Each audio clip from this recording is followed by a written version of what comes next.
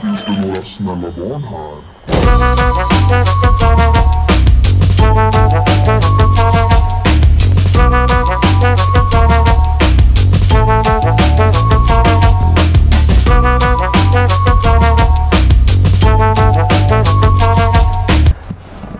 Батица ще ни носи по едно чайче. Я гледайте какво става тук. Топ! Благодарим! Здравейте, приятели! Михаил Петков, Карпалджо шаранджийски магазин. Виждате, че навънка вече е снежна приказка, а ние сме на язовир Карабаша по традиция, за да направим един риболов в снега. Освен, че искаме да видим дали ще хванем нещо, бих искал да ви разкажа малко повече за това как се търси рибата в този период от годината, когато тя не се влияе особено от храна, от захранване, държи се на определени места във водоемите и така, според опита ми на този язовир, искам да ви разкажа малко повече за навиците на рибата в него. Дали са актуални, дали не са, ще проверим тепърва. Надявам се наистина да се получат нещата и да оцелим някоя риба.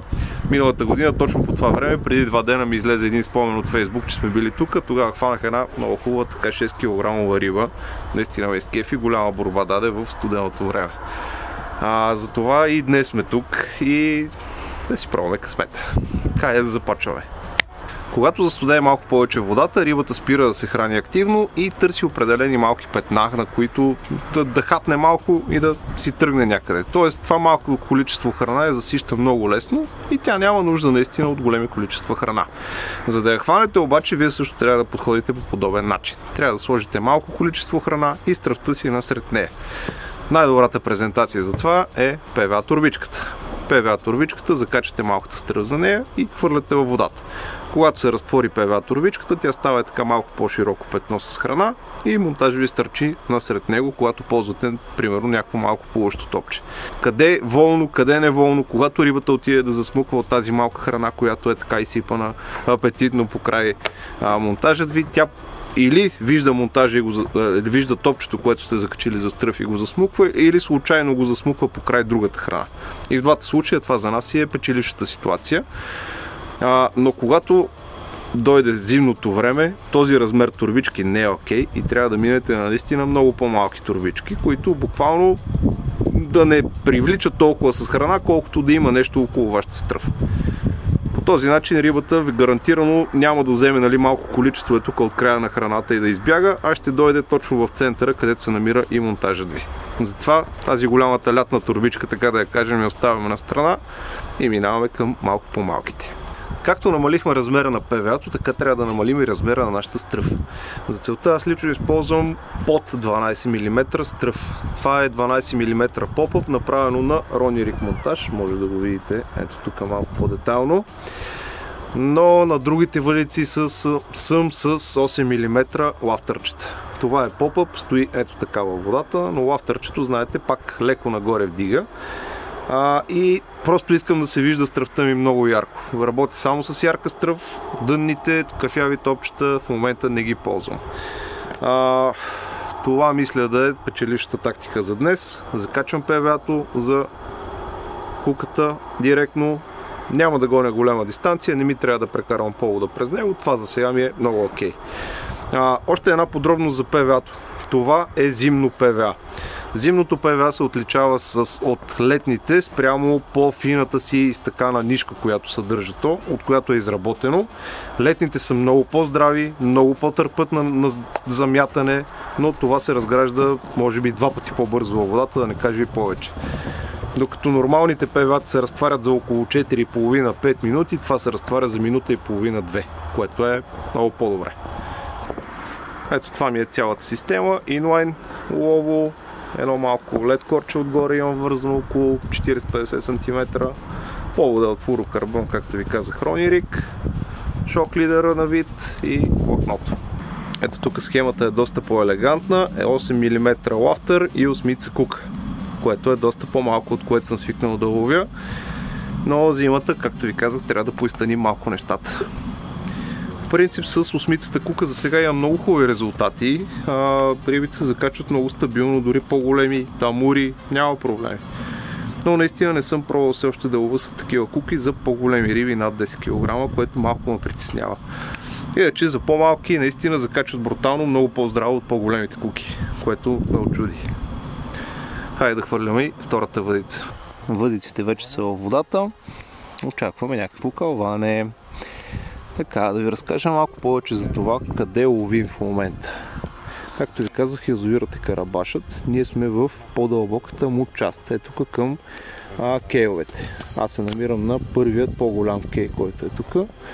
Виждате, има абсолютно всички необходими условия за един бърз излет. Може би не виждате добре, но тук има и масичка.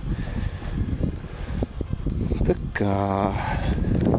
Значи, тук вляво към дигата на язовира е около 4 метра на 50 дълбочината. Тук вече насам в средната част започва да изплитнява до към 4 метра. Натам вече става около 3,50, но пак може да варира до 4, скоро не съм проверял там как е. И каква е логиката сега да ловиме в по-дълбоката средна част? Каква е логиката да ловим в средната част на язовира, а не в, примерно, най-дълбоката, както може да би сте чували, че зимата някога рибата се държава в най-дълбоките части. Това за най-дълбоките части до някъде е истина, но това се случва повече на реките, а не на затворените водоеми, на какъвто ловим сега. По принцип най-дълбоката част е и по-студена. Тя не е по-топла, в определени места тя е в определени слоеве на дълбочината, тя може да е много по-топла, но долу на дъното винаги пада най-студената вода. Именно затова, ако сте пускали сонар, може би сте видели, че рибата се държи в така наречения термоклин, някъде нагоре в горните нива на горните метри на водата, а не плътно долу до дъното. Когато водата се охлади достатъчно, около 4-5 градуса, тя започва да пропада рязко надолу и всичката тази много студена вода пада в долните слоеве на язовира. Същевременно по-топлата вода се изкачва нагоре и се задържа в така по-средните слоеве, защото най-отгоре, където е контактът с атмосферната маса, водата също започва да изтива много по-бързо и така по този начин се запазва един среден слой, който е с 1-2 градуса примерно по-висока температура, отколкото горе високо и долу ниско до другото. Точно това нещо се случва и при нас по край дигата на язовира. Там винаги е отдолу на дъното е най-студената част и рибата просто не се храни там. Затова избираме леко по-така средната част на язовира, където дълбочината е половин метър, някъде има разлика, но точно този половин метър дава една идея по-топла температура и рибата предпочита да се храни там, защото не е толкова студено. Рибата е свикнала по-често да се подава храна в тази част на язовира, отделно тя е свикнала да се храни тук. Това, че температурата е малко по-висока, е също плюс за нас. Плюс за нея, не за нас. Като дистанции също трябва да се стремим да хванем горе-долу най-дълбоката част на тази дължина на язовира. Няма да дойде рибата близо до нас, където е около 1,5-2 дълбочината. Ще дойде някъде между 3,5-3 метра. 3 метра горе-долу трябва да бъде нашата максимална граница, на която ловим. Могат да дойдат и по-наблизо, когато времето така се затопли, когато излезе хубаво слънце, каквото има днешното, но пък след вчерашните силни валежи, според мен рибата в момента си е в дълбоката част на язовира. Донесъл съм и лодката, може по-късно да я пуснем да разгледаме какво се случва, дали теорията ми е вярна, ама предполагам, че на база минали излети е точно това се случва. Имаме и първо кълване.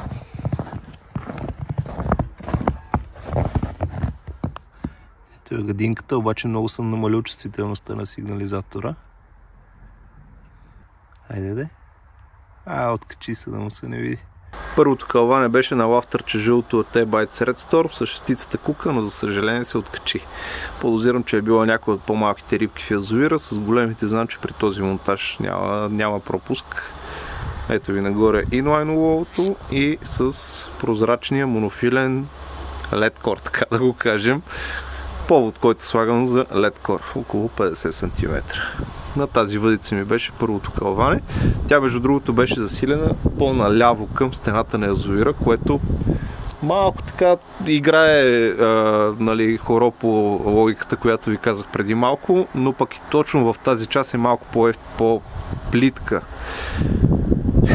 Точно тази част на язовира е малко по-плитка и според мен рибата затова ми взе оттам. Но сега ще правим едно второ хвърляне, да видим дали ще се повтори това нещо. Ето я бе.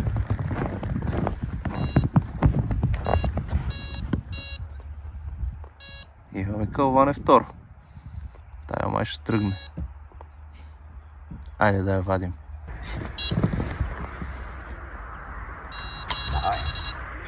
Пази хубаво.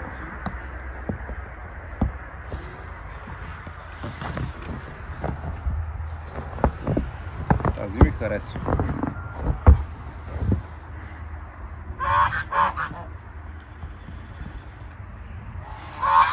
Тръгна надясно, вземе на най-дясната въдица.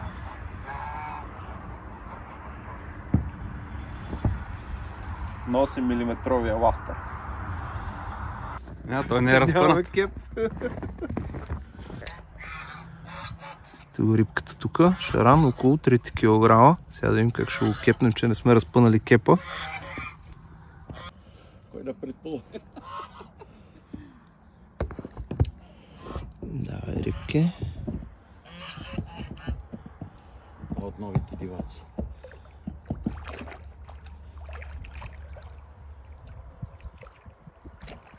Хоп, вътре 8 мм розов лафтър. Его майстор кепа. Това е много хубава риба. Ето го и първия рибок за деня. Около 3 кг дългуч. Много готино диво шаранче.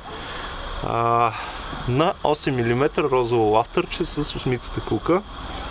Много красива рибка. Взе си доста така прилично. В началото тръгне малко мудно, но после издърпа, успя малко аванс да развие. Наистина хубава. Хайде да я пускаме.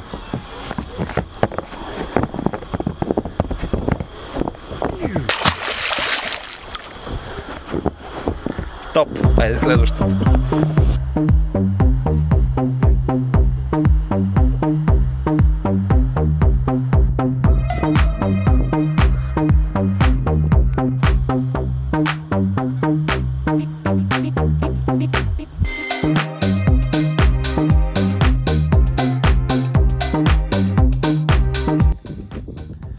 Ето го и поредния красавец, той път на Рони Рига, защит е безпощадно в долната джука.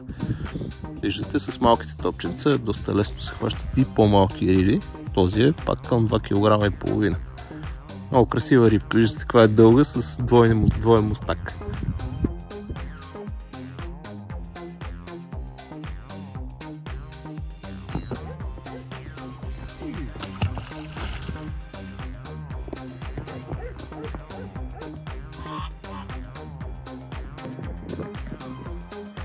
Хубавото на лодката с сонара е, че можеш да провериш всичкото това, което оговорихме, дали е истина или не. В момента подходихме почти целия язовир, тук в широката му част. Към стената нито една риба не се вижда. Ето тук направо, където са ми въдиците, също нито една риба. И вече е тук надясно, където ми свършва дясната въдица, става леш от риби. Ето виждате, към стената рибите са някакви минимални, чака тук излезе една. И сега ще видите, като тръгне лодката да върви по-надясно, как започват да излизат постепенно на сонара. Ето тук към стената забелязвам, че рибите са винаги горе на някаките средните слоеве, което съответства на това, което ви казах, че отдолу на дъното водата е студена. И рибата е така от метър нагоре. Ето тези малки дъгички са нашите риби. Ето виждате, даже горе високо се появяват. Там излезе солидно количество риба, това вече е в широката част на язовира. Но всичко е горе високо. Тук може би трябва да пробваме на език, но не ми се занимава. И ето сега, като преминем след дясната въдица, ще започнат да се виждат и рибите надолу. Дълбочината там е 4,4 метра. Я вижте тук какво става. Стана страхотно. Мазало от риби, но за съжаление повечето са нагоре. Където виждате дъгичките, в върховата част на дъгата, там се намира рибата. Тези, които се виждат надолу като тънките линийки, това са вече сенките, които ги дава сонара. Истинските риби са в горната част на дъгата. Виждате, хубави риби се виждат, но всичко е много по-навътре от това, което мога да достигна с тези мои въдици. И ето, обърнах лодката да дойде насам към мене. Сега ще видите как ще изчезне си от всякаква риба.